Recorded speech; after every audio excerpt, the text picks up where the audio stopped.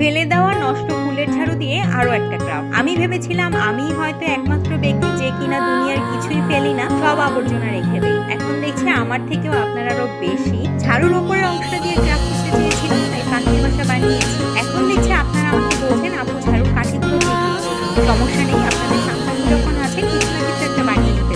অনেক চিন্তা ভাবনার পর এটাই আমার কাছে বেস্ট হয়েছে। অনেকে আমার এটা শর্ট ভিডিও দেখে টিউটোরিয়াল চাচ্ছিলেন, তাই ভাবলাম এটা টিউটোরিয়ালটা দিয়েই দেখি। এই 1-1.5 মিনিটের ভিডিওগুলো দেখলে প্রতিটা জিনিস পানির মতো সহজ মনে হয়, কিন্তু করতে গেলে বোঝা যায় আসলে কত ধানে কত চাল। আবার ভাববেন না আমি ভয় দেখাচ্ছি, কঠিন কিছু না, তবে অনেক ধৈর্য এবং সময় লাগে। আমি যে ফেভিকলের আঠা ব্যবহার করলাম এটা থেকেও বেস্ট হবে। सजदे में यूं ही झुकता हूँ तुम पे ही आके रुकता हूँ, क्या ये सबको होता है? हमको क्या लेना है सबसे, सब बातें आपसे बन गए हो तुम मेरी दुआ। আমি জানি না কারোর সাথে এমন হয় কিনা। खुदा जाने के मैं फिदा हूँ, खुदा जाने मैं मिट गया, खुदा जाने ये क्यों हुआ है कि बन गए हो तुम मेरे खुदा।